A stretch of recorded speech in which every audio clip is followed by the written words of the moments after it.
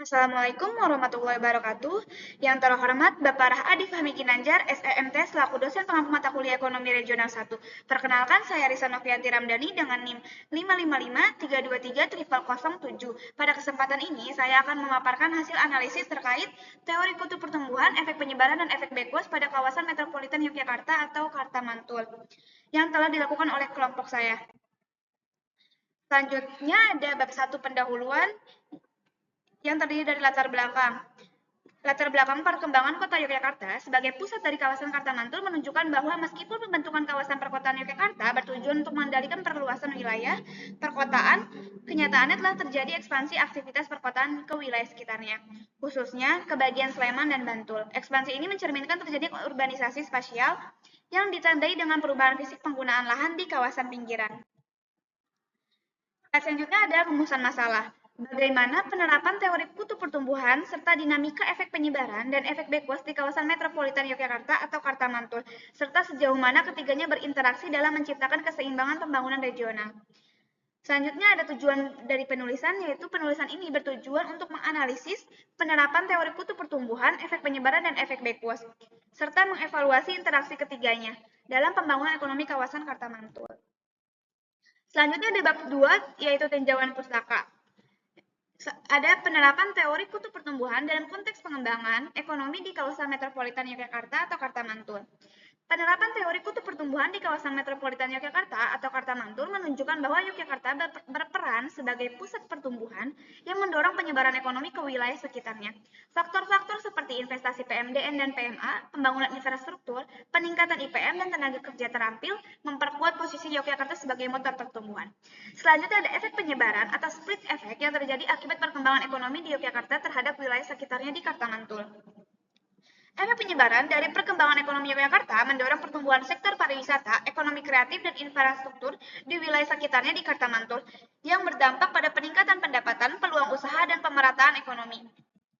Selanjutnya ada dampak efek backward yang terjadi akibat dominasi Yogyakarta sebagai pusat pertumbuhan ekonomi terhadap daerah-daerah lain di wilayah Karta Mantul.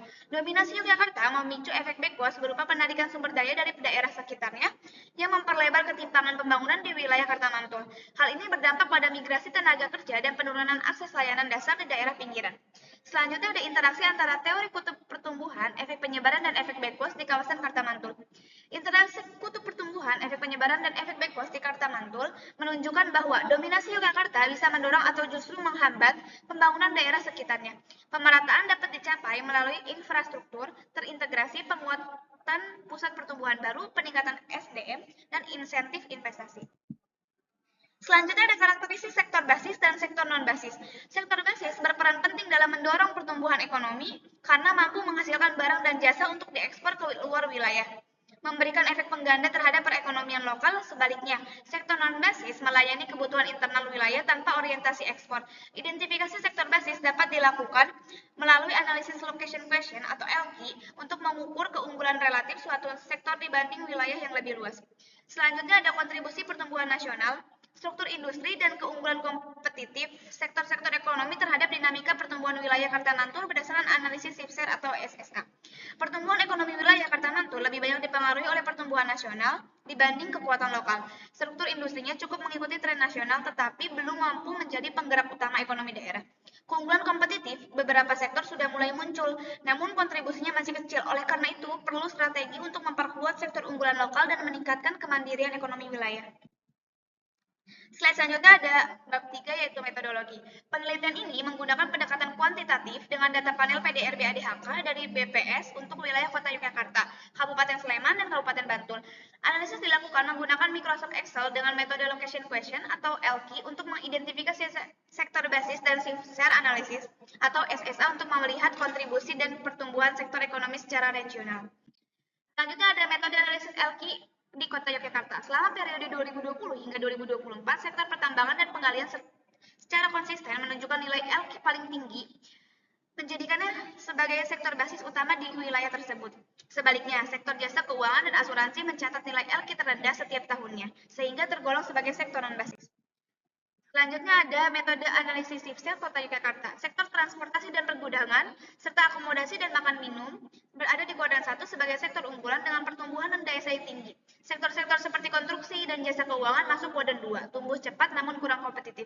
Kuadran 3 dihuni sektor seperti penambangan dan real estate yang tumbuh lambat dan tidak kompetitif. Sedangkan sektor pertanian dan industri pengolahan berada di kuadran 4 dengan pertumbuhan tinggi namun daya saing masih rendah.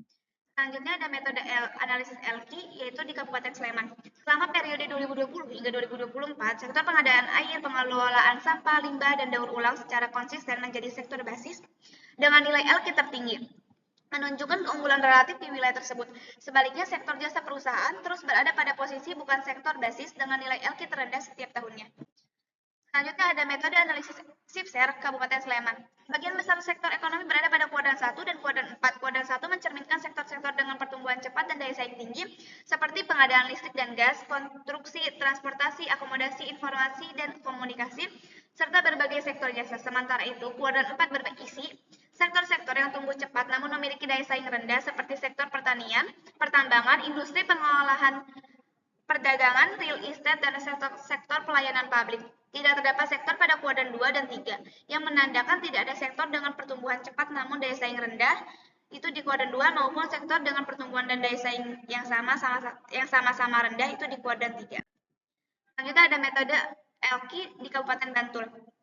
Selama periode 2020 hingga 2024, sektor jasa perusahaan secara konsisten menjadi sektor basis dengan nilai LQ tertinggi setiap tahunnya.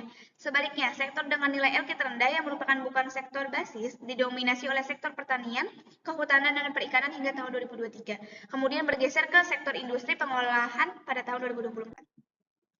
Selanjutnya ada metode analisis SIPSER di Kabupaten Bantul.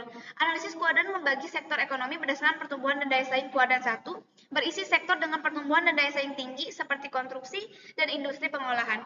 Kuadran 2 mencakup sektor yang tumbuh cepat namun daya saing rendah seperti transportasi. Kuadran 3 menunjukkan sektor dengan pertumbuhan dan daya saing rendah seperti pertanian, dan kuadran 4 terdiri dari sektor yang tumbuh cepat tetapi daya saing lemah seperti perdagangan dan pendidikan. Selanjutnya ada bab 5, yaitu kesimpulan. Kawasan Metropolitan Yogyakarta atau Karta Mantul menunjukkan dinamika pembangunan yang dipengaruhi oleh teori kutub pertumbuhan, di mana kota Yogyakarta menjadi pusat pertumbuhan yang mendorong penyebaran ekonomi ke Sleman dan Bantul. Namun, dominasi ini juga menimbulkan efek backwash berupa penarikan sumber daya dari daerah sekitar. Analisis LQ dan SSA menunjukkan bahwa sektor basis dan unggulan berbeda di tiap wilayah, serta pertumbuhan ekonomi lebih dipengaruhi oleh faktor nasional dibandingkan kekuatan lokal. Untuk mengurangi ketimpangan dan mendorong kemandirian daerah, diperlukan strategi pembangunan terintegrasi, yaitu melalui penguatan sektor unggulan, peningkatan SDM, dan insentif investasi. Di sini saya akan menyebutkan kontribusi saya dalam penyusunan presentasi atau PPT yang diambil dari karya tulis ilmiah, yaitu wilayah Metropolitan Karta Mantul, yaitu Yogyakarta, Sleman, dan Bantul. Saya berkontribusi aktif dalam menyusun materi presentasi agar sesuai dengan isi dan struktur karya tulis ilmiah tersebut. Selain itu, saya juga memberikan penilaian terhadap hasil kerja teman-teman saya, baik dalam penulisan karya ilmiah maupun dalam penyusunan slide presentasi, yang saya nilai sudah dilakukan dengan baik dan sesuai dengan tujuan kelompok. Demikian presentasi dari saya. Terima kasih atas perhatian dan waktunya. Kurang lebihnya mohon maaf. Wassalamualaikum warahmatullahi wabarakatuh.